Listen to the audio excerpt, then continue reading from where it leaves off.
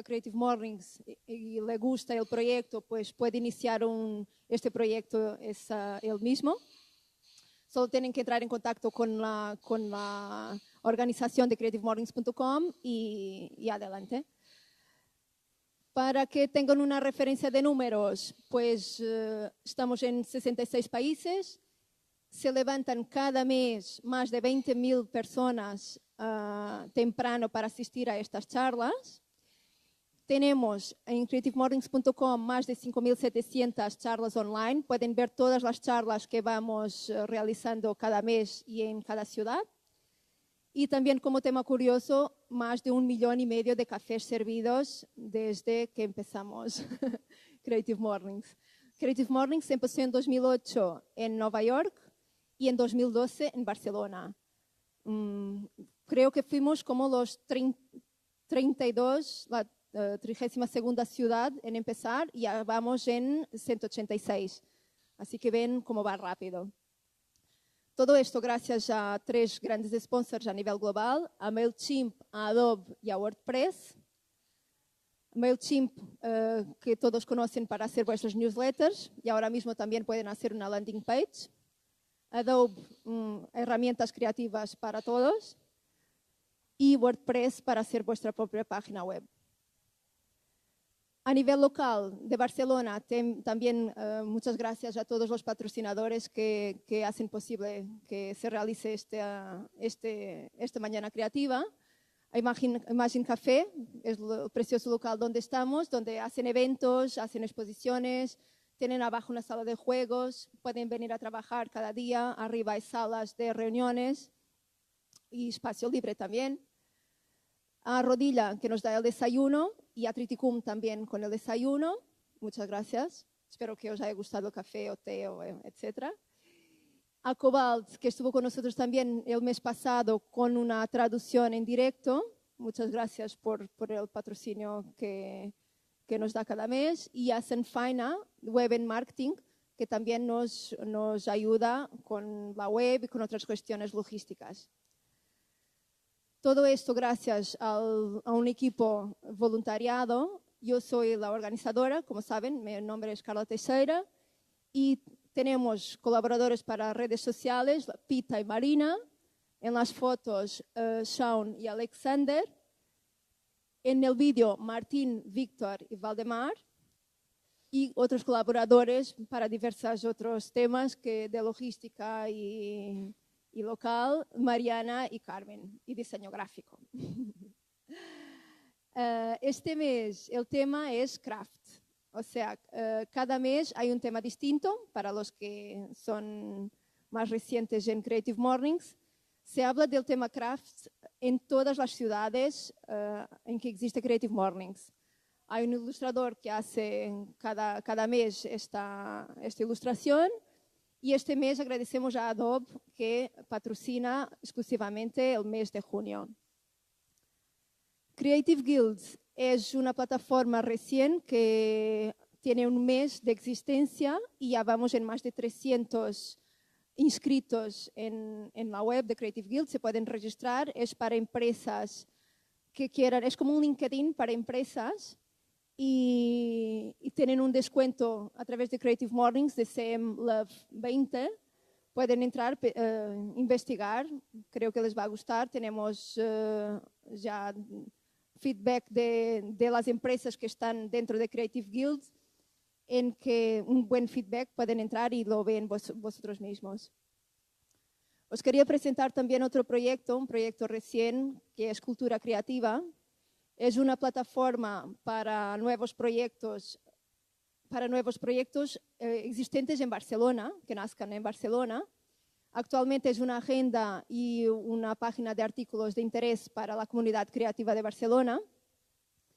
Pero la intención es, o sea, estamos en el inicio, la intención es hacer como que todos los creativos puedan poner sus proyectos gratuitamente, o sea, es de creativos para creativos, es una plataforma abierta a todos, ¿vale?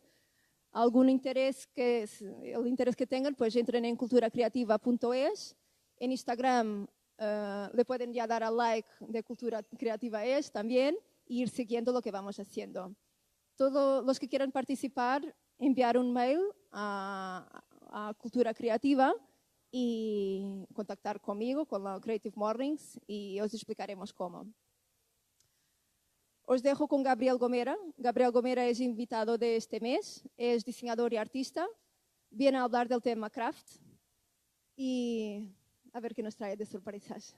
Bienvenido, Gabriel.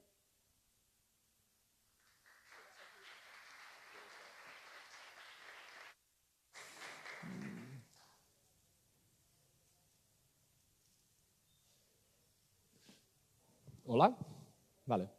Bueno, primero gracias. Gracias a Carla, gracias a la organización, a Creative Morning, y gracias a vosotros por haber venido, levantaros tan pronto y venir a escuchar estas cosas. Yo os voy a hablar del tema de craft. Yo creo que bueno, es algo que está muy arraigado en mi trabajo, muy enraizado en mi trabajo. Y antes de nada os quiero hacer unos comentarios para ver por qué creo que estoy aquí hoy, ¿no? Y por qué estamos aquí con este tema. Yo de pequeño me gustaba mucho pintar, me gusta mucho el arte, pero no ese arte con mayúsculas, sino ese arte de garabatos y de ensuciar y de hacer cosas, ¿no? De construir cosas. Mis padres, viendo que me gustaba pues, todo este tema, cuando yo tenía 8 años me inscribieron o me llevaron a una academia de pintura en mi ciudad, en Manresa, con un pintor de estos tradicionales del arte catalán clásico, ¿no? Que, bueno, una escuela que empezabas desde el dibujo hasta la pintura al óleo, ¿no? Allí pasé casi 5 años, ¿no? De los 8 a los 12 o 13 años.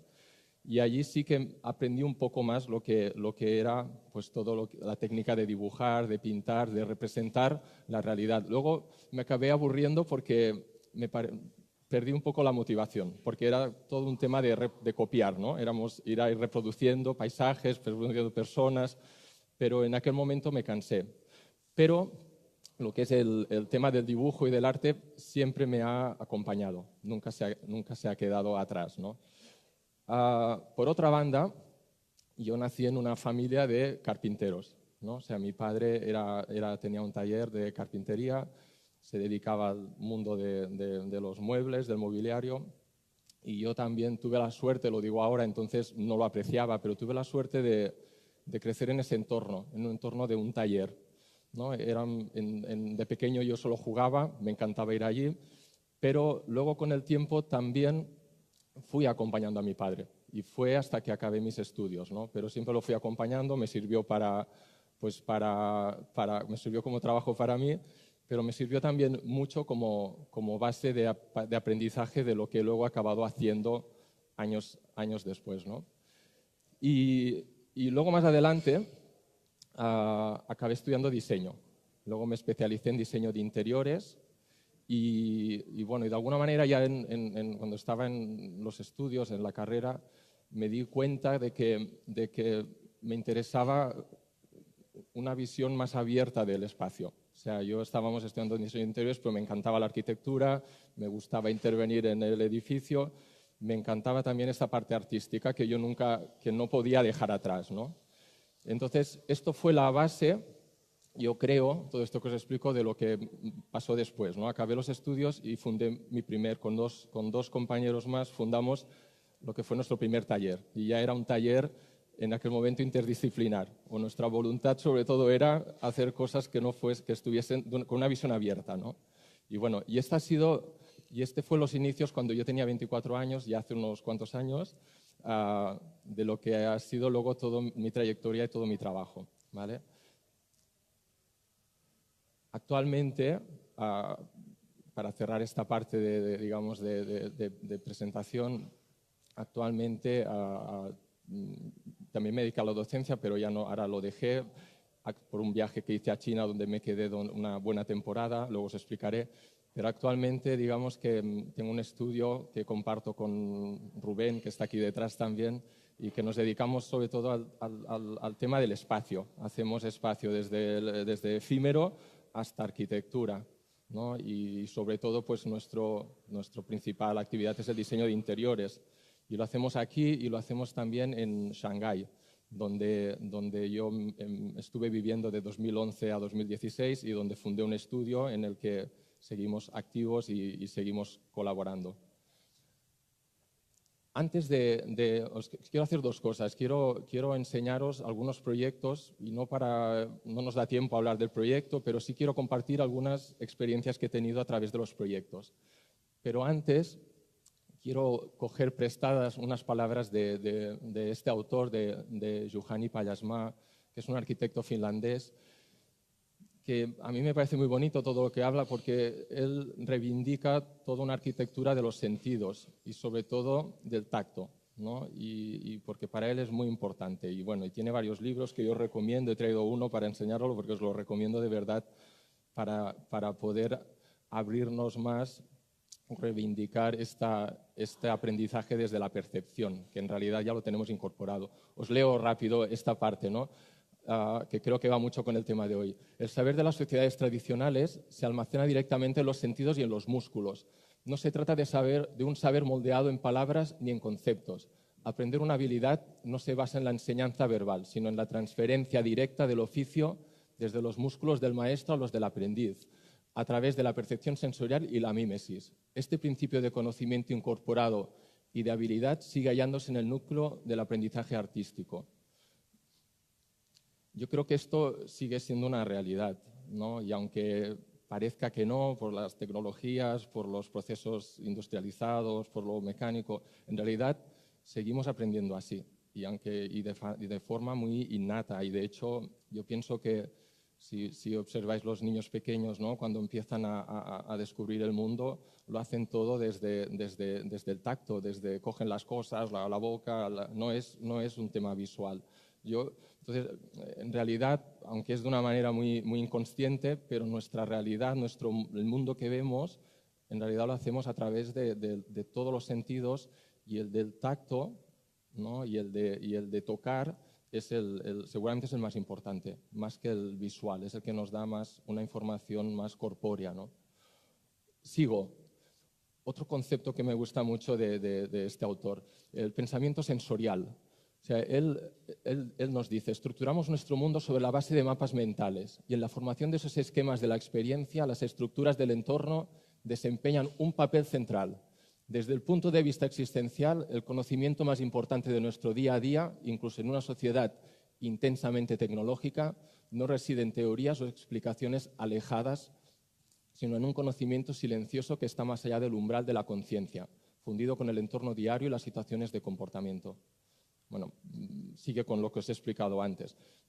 Me gusta mucho esta idea de que él propone de que a través del aprendizaje que hacemos de las manos, desde la mímesis, desde la repetición, se genera todo este pensamiento que es sensorial, ¿no? Y creo que abre más a todo un pensamiento que no solo es cognitivo, que aprendemos desde la lectura o desde los conocimientos que nos van entrando, sino que es toda una experiencia que seguramente si la pusiésemos porcentajes se llevaría ganaría por goleada, ¿no?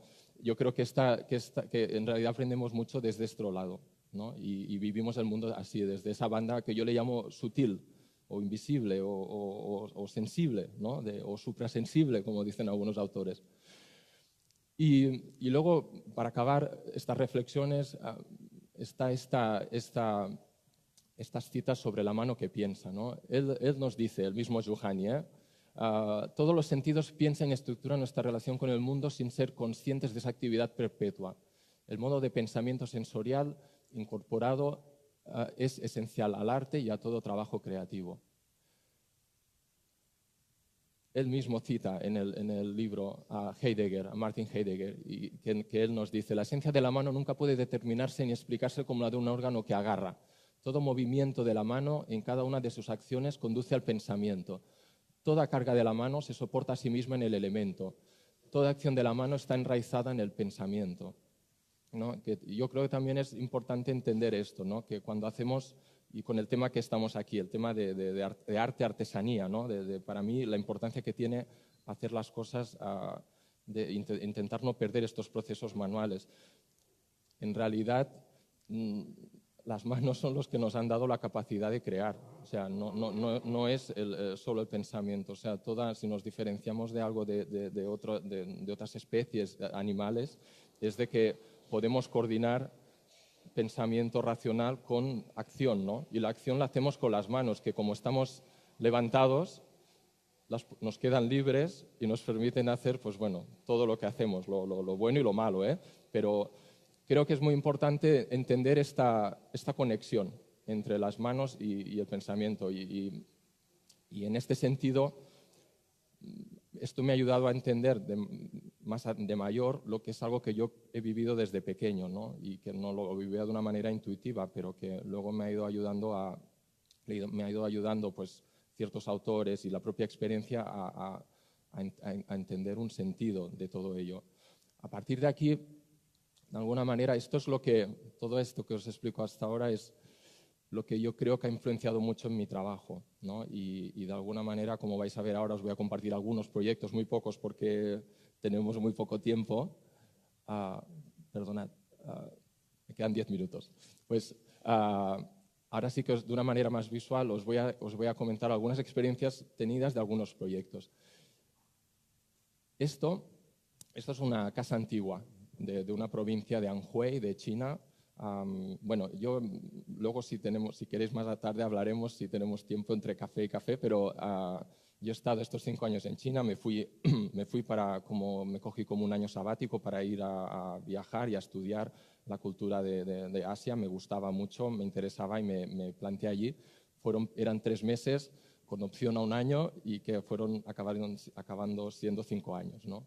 Esto me ha llevado a hacer un trabajo para mí muy rico, que ha sido el de sumergirme en una cultura totalmente diferente a la mía y poder, bueno, intentar entender esa cultura, y a la vez me ha ayudado mucho a entender mi cultura de origen, ¿no? De nacimiento. Lo digo porque algunos proyectos que os voy a enseñar ahora, que son recientes, están en China, ¿no? Esta es una casa de una provincia de Anhui, tiene 200 años y si os fijáis en la casa, estas arquitecturas tradicionales chinas eran estructuras de madera. Luego hacían paredes de tocho, de mahón y cubiertas de cerámica, ¿no? Pero lo que aguantaba la casa, la estructura, como seguro que habéis visto en algunos templos, si habéis viajado pues, para la India o Asia, eran culturas hechas en madera. A mí me parecen preciosas, ¿no? Y esta es una casa recuperada. No voy a explicar el entorno ahora, pero esta es una casa recuperada, pero no es la casa se ha reconstruido, lo que se ha reciclado es la estructura, ¿no?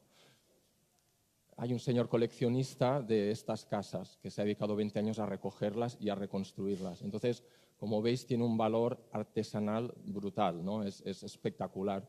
Son tallas que la gente dedica años a hacerlas en su origen, ¿no?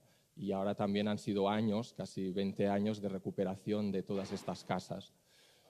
Esta casa en concreto ha pasado a tener un nuevo uso, y es la de albergar una colección de arte. Entonces se ha convertido en una galería de arte y un museo, y este ha sido nuestro encargo, ¿no? De trabajar en la reconversión de este espacio con un valor, digamos, como patrimonio cultural perdonad, pero tengo una mezcla de idiomas que me faltan a veces palabras, pero con un valor muy importante, y el nuevo uso es albergar una colección privada de arte de Jackie Chan. No sé si conocéis al actor. Bueno, Jackie Chan en Asia, aquí no es tan conocido, en Asia es una celebridad, ¿no? Entonces, él, desde una especie de fundación, está promoviendo toda una colección de arte alrededor de la tradición china, o la recuperación de la estética más de artística china, la sostenibilidad, o que lo hace mucho a través de reciclaje y de este concepto del reciclaje, y también pues, a través del arte y el diseño y la arquitectura, porque para ellos, ¿no? Los que gestiona la fundación, es muy importante como herramienta de educación, ¿no? Entonces, son valores que nosotros compartimos en el estudio, bueno, y la verdad son de aquellos proyectos que pagarías por trabajar, ¿no? Pero bueno, tenemos la suerte de poder trabajar. En este proyecto yo quería hacer una reflexión para mí es sobre la tradición, ¿no? De cómo yo la entiendo. Y os leo, me gusta mucho, es del director del Museo Nacional de Tokio.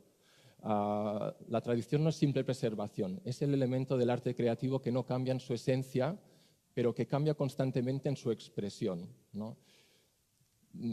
Hay dos maneras, yo creo, de ver la tradición. Con nostalgia, ¿no? Como esto era fantástico, ahora lo que tenemos es horroroso ¿no? Y es esa visión de hay que preservar, cuidar y reproducir, ¿no? Con lo cual, como yo he visto en China, pues trabajos como este tipo de casas que se recuperan o edificios antiguos, pues se acaban haciendo como eran 200 años atrás, ¿no? Los mismos materiales, los mismos tratamientos, todo igual. Pero para mí esto no es un camino, para mí, interesante, porque para mí esto es una visión anclada en el pasado, ¿no? Yo creo que tenemos que mirar al futuro. Estamos en la época que estamos, con la tecnología que estamos, con la educación, con el pensamiento que estamos, y yo creo que tenemos que intervenir en todo este patrimonio con valentía, ¿no? Valentía de poner en valor también nuestro tiempo. Ahora, eso sí, con respeto con el conocimiento antiguo, con respeto con la cultura y intentando incorporarla, generando un diálogo lo más interesante posible, ¿no? Porque al final, para mí, hay mucho de esto, ¿no? De capas, ¿no? Y de poder generar diálogo. Lo mismo que luego lo explicaré en otro proyecto.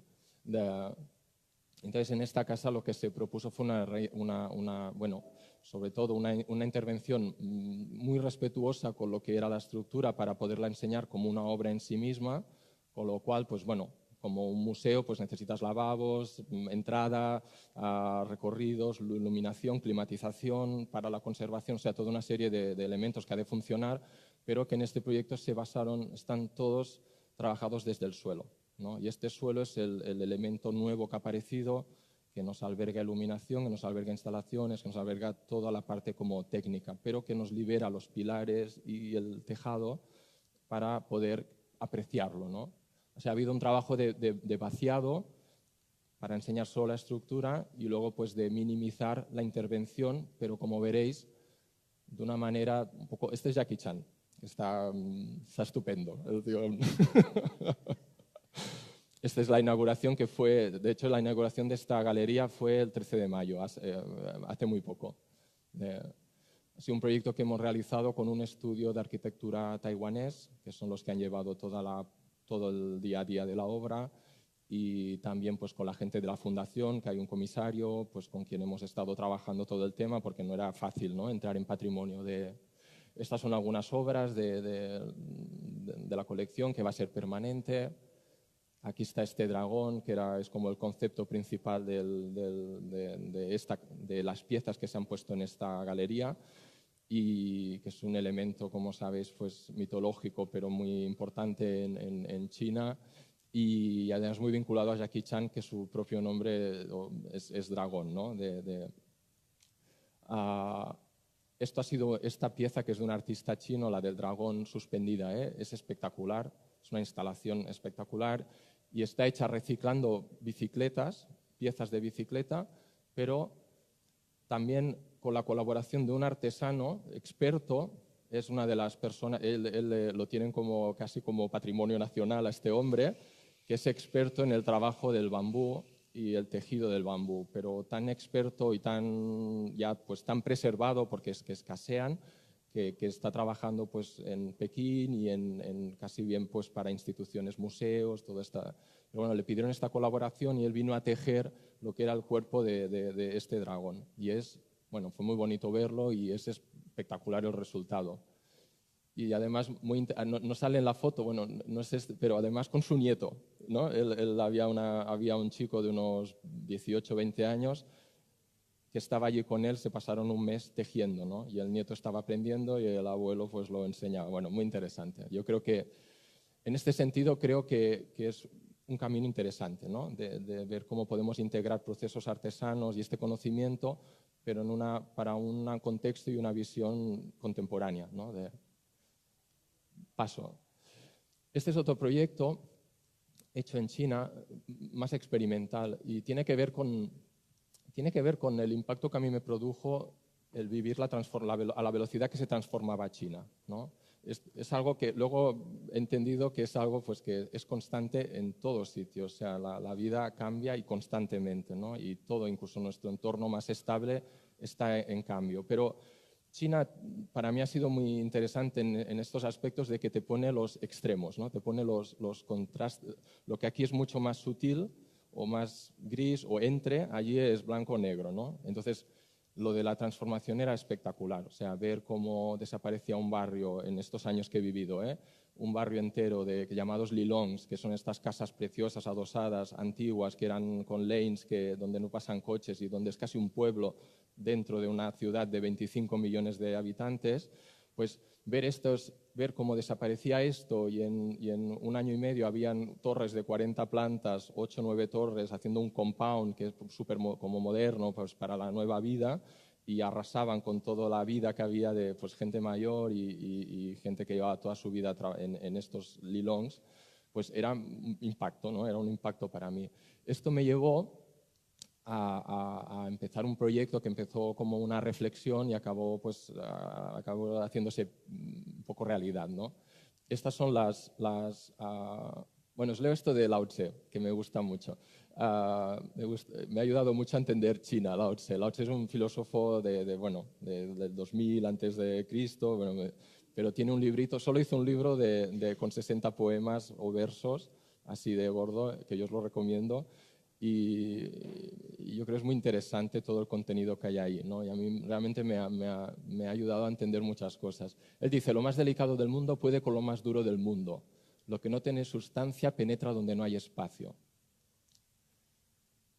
Yo sigo confiando en que aunque parezca que las cosas tienen más fuerza, ciertas cosas y van adelante, yo sigo pensando, como dice Lao Tse, que desde lo sutil, desde la sensibilidad, desde la verdad, desde lo puro, yo creo que puede llegar a preservar y a mantener todo lo que nosotros le ponemos valor, ¿no? Esto fue una visita a estas casas. Ya quedaban 5 casas levantadas, a lo mejor de unas 50, 55. Y para todo este proceso yo pedí a una amiga fotógrafa especialista en retrato que me ayudase a recoger la memoria de estos materiales o de este espacio. Yo quería mi idea era coger madera de estos, porque eran estructuras de madera también. Mi idea era coger madera y reutilizarla, ¿no? Pero no era solo el hecho de reciclar el material, sino era el hecho de reciclar la memoria o el conocimiento que yo pudiese encontrar en estos sitios, ¿no? Y fue como un ejercicio que empezó así. Yo le pedí luego más adelante tuve un encargo y yo le pedí a esta fotógrafa que intentase captar en el proceso de transformación de todos estos materiales, que ella intentase captar la parte invisible, la parte sutil, la que no se aprecia, ¿no? Pero que yo veía que había algo interesante, ¿no? Entonces ella pues vino conmigo, estuvimos diciendo, todo el proceso lo hizo conmigo, ¿no? Cuando íbamos al taller, cuando íbamos a recoger las maderas, cuando las elaborábamos, todo el proceso se involucró mucho. Y estos eran los restos con los que yo empecé a trabajar, ¿no? Luego otro interés que yo tenía en este proyecto era recuperar este material, pero con artesanos de la madera, ¿no?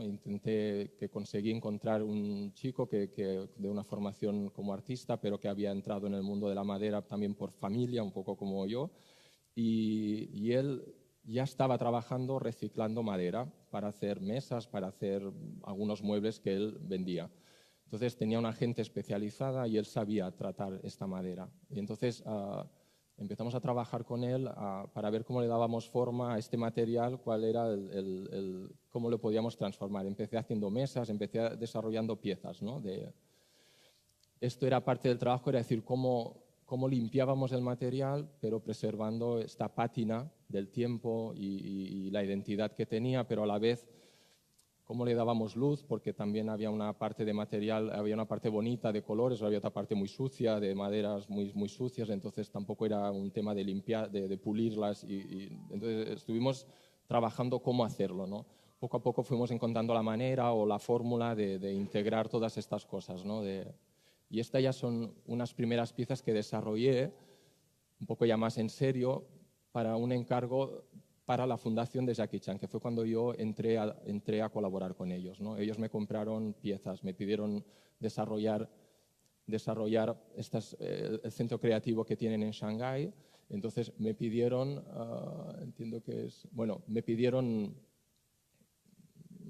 no sale el puntero.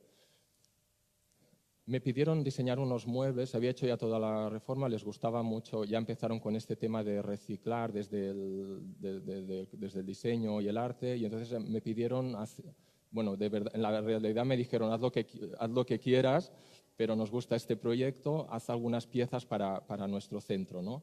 Entonces yo vi que había una zona donde tenían que trabajar y toda una parte de equipo que va pasando por el centro. Entonces decidí diseñarles unas mesas con estas maderas y unos bancos, ¿no?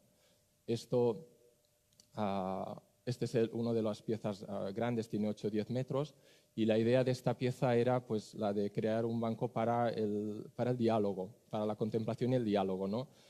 Intentaba también mezclar estas dos culturas, la occidental y la que yo estaba viviendo allí, la oriental, y cogí como anécdota una cama del opium bed, la cama de día que tienen la tradición china, que es como un sofá, pero como una cama donde ellos se sientan, toman el té, o antes se estiraban y también son muy conocidas en las películas por el opio. Y luego cogí también la chaise longue de Le Corbusier, que es un icono de nuestra cultura a nivel de asiento, ¿no? Y esta es la sección de esta chaise longue y las mezclé, ¿no? Y salió pues este banco. Paso rápido. Recuperamos tejidos antiguos que se utilizan para dotes. Y luego este proyecto ha ido creciendo y hay 2 proyectos más que están aún pendientes de ejecutar. Pero bueno, os paso la idea. Fui profundizando con el tema del diálogo, la memoria y la tradición. Y entonces diseñé esta habitación del té que intentaba recuperar también a través de estas maderas, recuperar lo que era ya la esencia de esta casa, ¿no? De estas casas que yo había vivido y que podían servir para sentarse y a través del té, que era una tradición de ellos que aún está viva, pues poder dialogar o contemplar, ¿no? Luego, este es otro proyecto que hice en Shanghái. Para mí, de este proyecto, que la tengo por aquí la bici, ahora luego si queréis le dais un vistazo. Este proyecto fue muy bonito porque con unos amigos ingenieros, 2 ingenieros que habían trabajado en tema de gestión medioambiental, querían hacer un taller relacionado con las nuevas energías y tal. Y sobre todo para ellos era hacer comunidad. Y esto para mí me gustó mucho, que es lo que destacó más de este proyecto. La idea era que ellos proponían era que tú cogías bambú y te ayudaban a hacerte un marco, pero no era, ellos montaron un taller, pero no para vender bicis, sino para que la gente se las hiciese, ¿no? Entonces, para ellos era un valor, y realmente lo es, ¿no? Era un valor la autoproducción. Yo participé en este taller, les ayudé a diseñar estas bicis y bueno, hicimos lo que ahora veréis la mía, que es la pieza que me he traído de China. Yo diría de este taller 2 cosas, o de la experiencia que yo tuve. La importancia de generar comunidad, o sea, y lo bonito que es cuando dar participación a la comunidad en el poder mejorar el entorno por todas las ventajas que tiene el transporte en bici y el bambú y todas estas como material natural, etcétera. Pero también para mí fue una sorpresa toda la parte emocional que hay vinculada a lo que tú te haces para ti mismo, ¿no? O sea, y es algo que tiene un valor que tú es inexplicable, ¿eh? Y luego yo creo que luego si veis la bici, pues bueno, es algo para mí que me costaría desprenderme porque le tengo mucho valor de haberla yo, está trabajando muchas horas, pero yo creo que la gente también lo percibe porque la gente ve la bici y le llama mucho la atención, ¿no? Bueno, paso rápido. Este era un proyecto de interiorismo en un edificio de los años 30 en Shanghái, donde yo aquí os quería hablar del diálogo, ¿no? Del diálogo con el entorno, el diálogo cultural. Esto era un edificio que está protegido como la época Art Deco, hecho por unos arquitectos franceses en un momento de esplendor de Shanghái en los años 30. Y bueno, y es un piso donde han pasado pues mucha gente. Nosotros no lo encontramos totalmente vamos a llamar como desproveído de su memoria, ¿no? Nada de lo que había original estaba en el piso cuando entramos. Entonces fue un trabajo de recuperación de esa memoria a través de lo que podía haber sido este piso investigando, ¿no?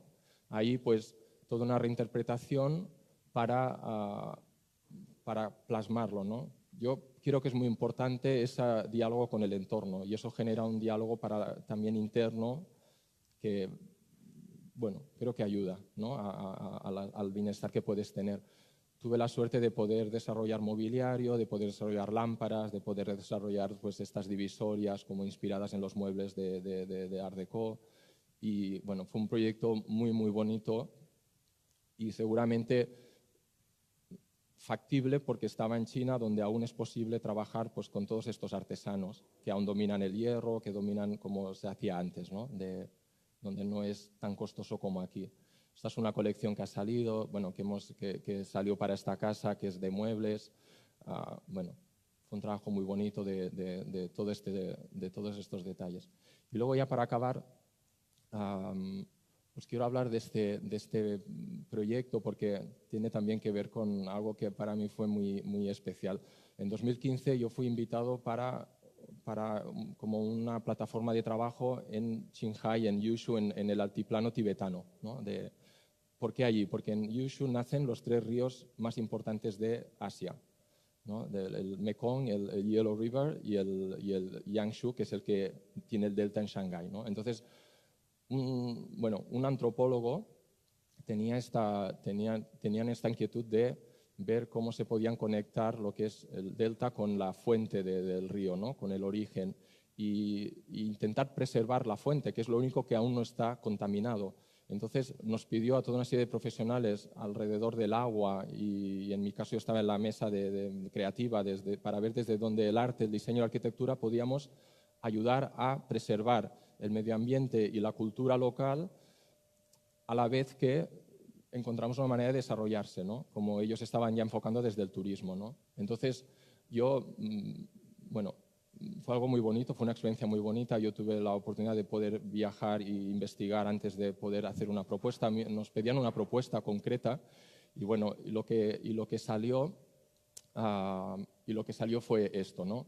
Fue una propuesta de pabellones para contemplar la naturaleza. O sea, nos parecía que la experiencia del visitante tenía que ser a través de una arquitectura lo más limpia posible, ¿no? O con el menor impacto posible y a la vez que permitiese disfrutar de lo que yo creo que era más impresionante allí, que era el cielo, ¿no? A 4.000 metros de altura y visitantes de ciudades, ¿no? Pues descubres el cielo y sobre todo en China que no lo ves en ninguna ciudad por la polución, ¿no?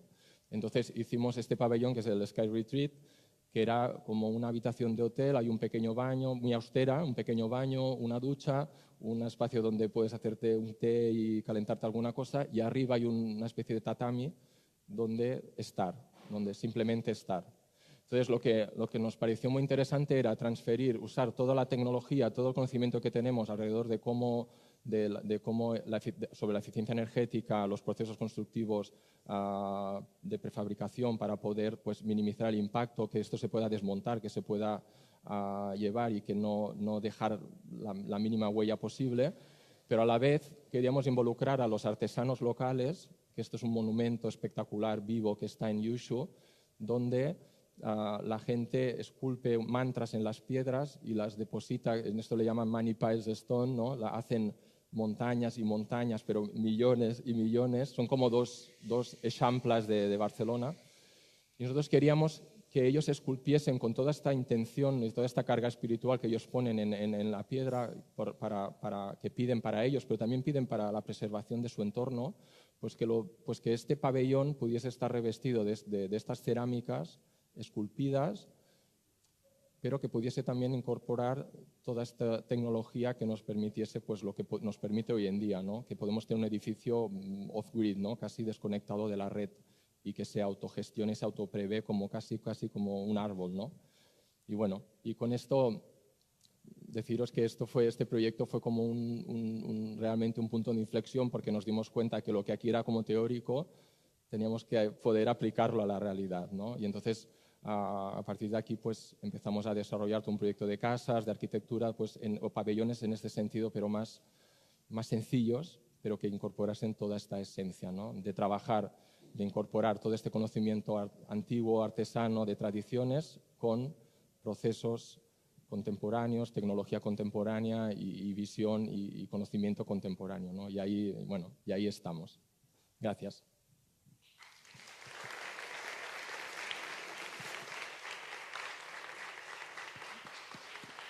Creo que hay, si tenéis preguntas, creo que hay un ratito para poder hacer preguntas. Adelante.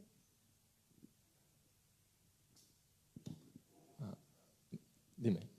Hola. Gracias.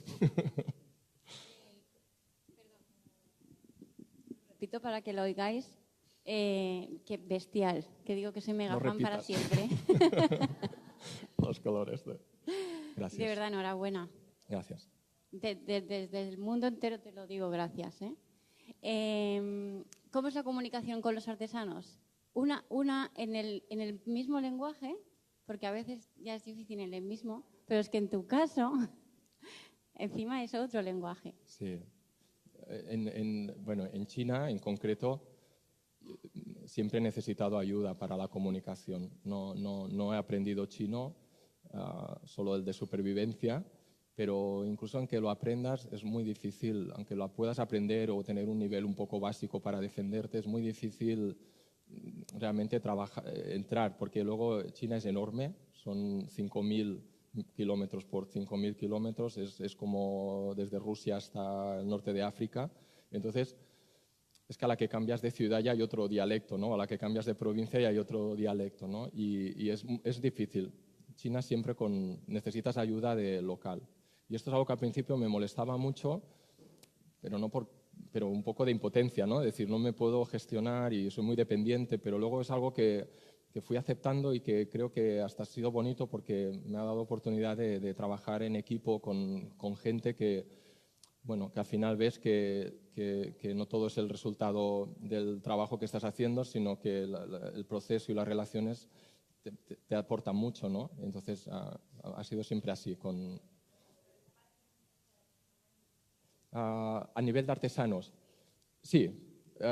Ellos, sí, siempre sorprendidos, sí, pero siempre sorprendidos. Pero yo siempre, al menos, y aquí también, alguna cosa que yo creo que hay ganas de avanzar, ¿no? Y yo lo que un poco le decía a Carla cuando me pidió introducir lo que iba a hablar, yo pienso que la artesanía se está quedando como para lo folclórico, ¿no? De una cosa como casi para el museo o para el turismo. Y yo creo que ellos agradecen cuando te aproximas con ganas de abrir camino y de incorporar su conocimiento. Yo creo que lo aprecian mucho, todos, hasta gente muy humilde o muy sencilla. Dime. Bueno, era para preguntarte si hay mucha diferencia entre la artesanía, bueno, el concepto de artesanía que hay aquí y el que hay allí, ¿no? Porque a veces es como que piensas en China y piensas que es como más en el sentido de que tienen más presente la tradición o tienen más presente pues muchas cosas que aquí no tenemos. Entonces, ¿qué diferencia hay o qué similitudes? No, sí. No tienen tan presente la tradición porque ha habido o sea, realmente el comunismo, toda la revolución cultural hizo mucho daño a la cultura china y casi se intentó borrar del mapa. Por suerte las cosas profundas renacen, ¿no? No les cortas, pero no. Esto es algo que también he visto allí que me ha parecido muy bonito, ¿no? De ver cómo lo importante y lo interesante, por mucho que intentes aniquilarlo, resurge, ¿no? Y ahora China está en un momento de recuperación de esta identidad, pero se dan cuenta que han perdido mucho, que casi no tienen esa cultura, casi no la pueden acceder, entonces la están intentando recuperar. Aún así allí, y como ha habido tanta tradición artesana y como se ha mantenido esa tradición, pero no solo de artesanía bonita, sino también porque la era tecnológica o industrial ha entrado muy reciente, pues, y son tantos habitantes, pues bueno, sigue habiendo mucho trabajo artesano, ¿no? Pero yo también me gusta hablar, porque no solo de la artesanía, también me gusta hablar de los procesos artesanos, ¿no? Es algo que al final es lo que decía al principio, ¿no? La importancia de trabajar con las manos, que da significado y que da intenciones a lo que estás haciendo, ¿no? Y nada que ver con lo que puede hacer una máquina, que no le comunica nada ni hay ningún feedback, ¿no? En China lo que para mí aún pasa, que aquí ya no pasa tanto, es que no hay tanta maquinaria, aún puedes trabajar mucho esos procesos artesanos, ¿no? Y para mí es bonito, porque es como hay cierto oficio, ¿no? Aquí te encuentras cada vez más que los oficios son muy especializados, ¿no? Con lo cual saben hacer muy bien una cosa, pero no salgamos de ahí porque no... Y esto para mí es una pena, que allí aún está. Pero allí está cambiando hacia aquí, como lo que tenemos aquí. O sea que no... Es un poco ley de vida. Por eso yo creo interesante encontrar, al menos la gente que nos dedicamos a proponer, ¿no? Estamos en esa situación de diseñar o desde el arte o desde el diseño o desde la arquitectura, pero tenemos esa posibilidad de proponer y de crear esas colaboraciones, ¿no? Y poderlas facilitar, porque no tenemos la decisión total, pero podemos influenciar, ¿no? en esas decisiones desde nuestro trabajo, desde nuestro pensamiento, ¿no? Y yo creo que aquí pues, también hace falta recuperar todos esos procesos, ¿no? O combinarlos, ¿no? Para que sea eficiente. Yo estoy trabajando en una empresa de mobiliario, estamos hablando mucho de esto, y claro, te das cuenta que es que no es eficiente económicamente, ¿no? De introducir procesos artesanos, y hacerlos aquí es muy caro. Y entonces lo intento en términos, claro, para ellos, de coste, ¿no? Entonces, tenemos que encontrar un equilibrio.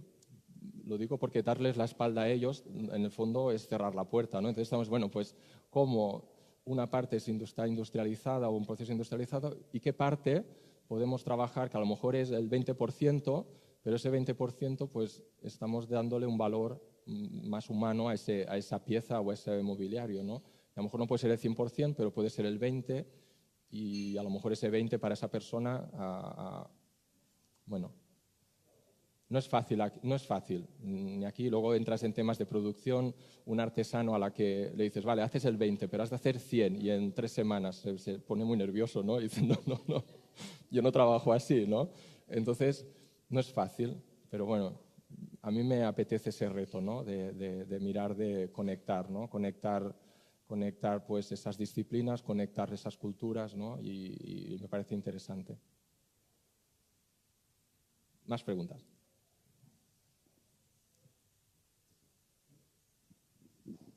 Bueno, igual que Mónica, chapo. Gracias.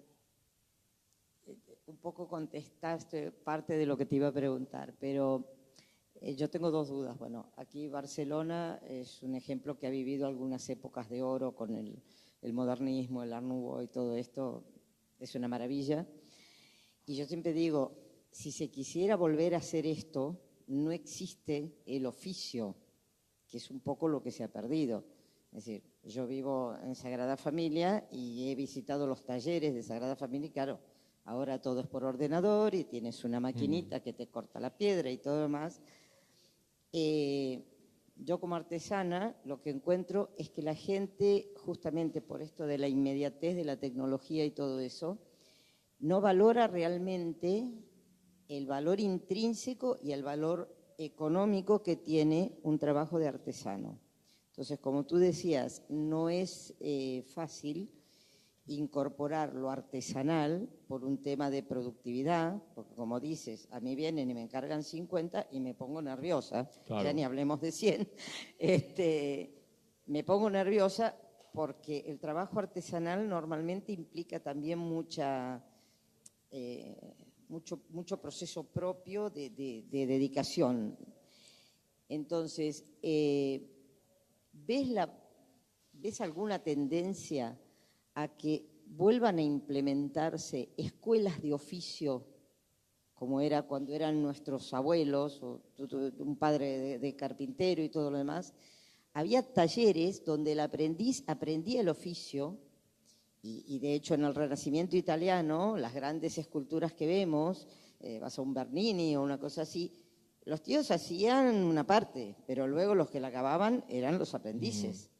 Entonces, ¿hay alguna tendencia? Porque eso también aumentaría la posibilidad de productividad y quizás la gente pondría más en valor el trabajo artesanal, que a uno le pasa que la gente viene y te dice, sí, está bonito, pero claro, en el chino me cuesta 2 euros y se te ponen los pelos de punta porque tú has trabajado 8 horas para hacer una cosa y la cobras 10 euros y te dicen, sí, claro, está lindo, pero... Entonces, ¿hay alguna tendencia que tú veas de decir, bueno, está bien, vamos a empezar a recuperar la tradición, todo, pero para eso hay que sustentarlo otra vez con escuelas de artesanos? Mi sensación es de que me sabe mal, pero no veo tendencia hacia la recuperación de escuelas de artesanía. Pero veo una tendencia que sí que me anima, y es de que mucha gente, veo una tendencia en que mucha gente de diferentes oficios o carreras profesionales, no solo del mundo creativo, donde tal vez hay más, lo he vivido en China y lo he vivido aquí. Se están reinventando, ¿no? Porque se han cansado, se cansan o no creen en lo que está pasando. Entonces, y como se están reinventando, yo también creo que se están dando unas nuevas oportunidades o unas condiciones que lo permiten, que es pues toda la comunicación, esta conexión entre productor y usuario o cliente final que podemos hacer desde todas estas herramientas de Internet que antes no existían, con lo cual no era fácil, ¿no? ni dar salida a tus productos, necesitabas muchos intermediarios que se ganaban todos la vida mejor que el que las producía, ¿no? Pero ahora yo creo que por toda una serie de condiciones, de contexto social, de nuevas herramientas, de nuevas tecnologías, están pasando cosas para mí muy positivas. Y es que gente se está dedicando a hacer pues series limitadas, se está poniendo valor en el volver a hacer, ¿no? Y tengo amigos en China pues, que han dejado los estudios y todo a nivel como diseñadores o para montar su taller de joyería, para montar y se han ido a formar con alguien que han podido y empiezan su trabajo, ¿no? Esto sí que está pasando y a mí esto me anima.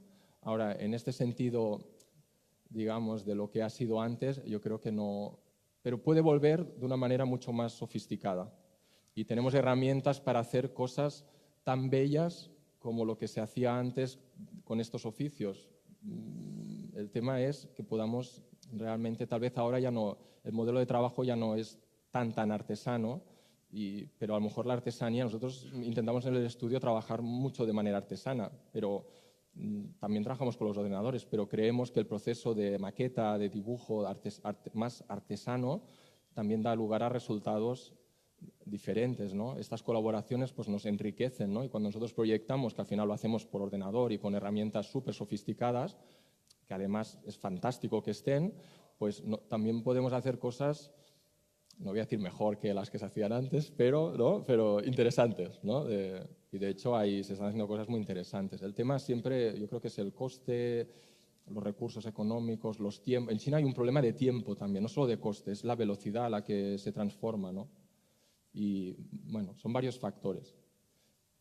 Pero en una parte no te puedo animar, en otra parte soy un poco más optimista.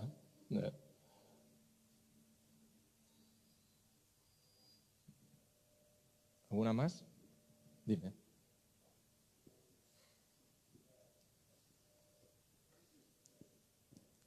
Bueno, es una curiosidad. ¿Sí?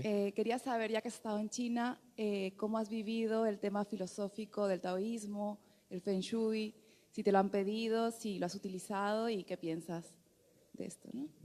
Bueno, el taoísmo, me costó mucho encontrar a alguien que me hablase de taoísmo porque en China dicen que el taoísmo es para cuando te retiras, digamos, ¿no? Por la manera, porque no es útil para la vida, ¿no? Es útil para cuando ya te retiras. Que entonces te puedes dedicar a pensar, a ir a la naturaleza, ¿no? Y aplica más el confucianismo un poco, ¿no? en su vida. pero a mí personalmente me ha gustado, me ha interesado mucho. De hecho, ese fue el motivo de mi viaje hacia Asia, ¿no? Me gustaba mucho todo, pues, toda esta concepción que yo al principio la asociaba más al budismo.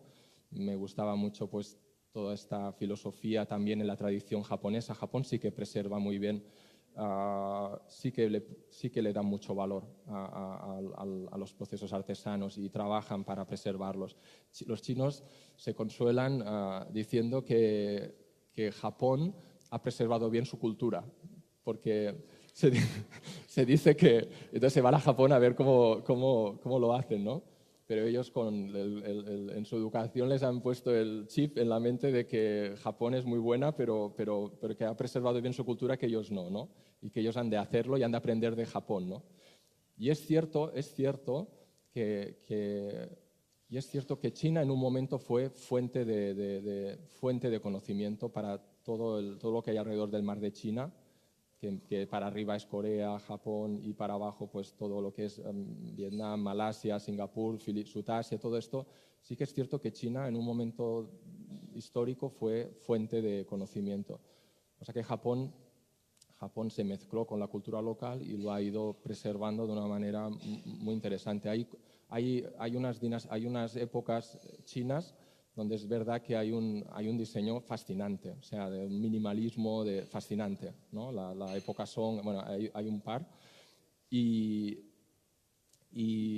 respecto a tu pregunta del taoísmo, es de que esto a mí me movió mucho. Me di cuenta que yo iba para Japón, pero me di cuenta que en China estaban los orígenes, las raíces, y luego me di cuenta que el taoísmo es lo que impulsaba toda esa cultura que yo tanto apreciaba desde Japón. Fue una mezcla entre taoísmo y budismo que se fue hacia Japón.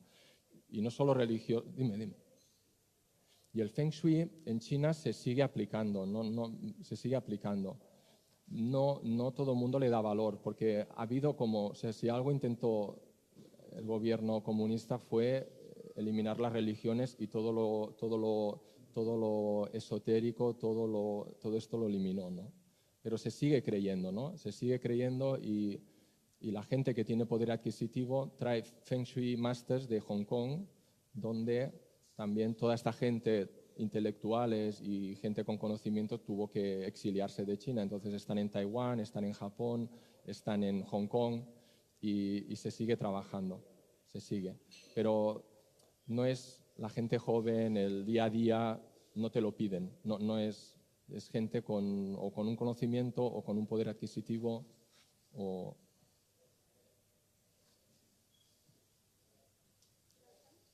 ¿Sí? Bueno, muchas gracias. Muchas gracias, Gabriel. Encantada. Gracias.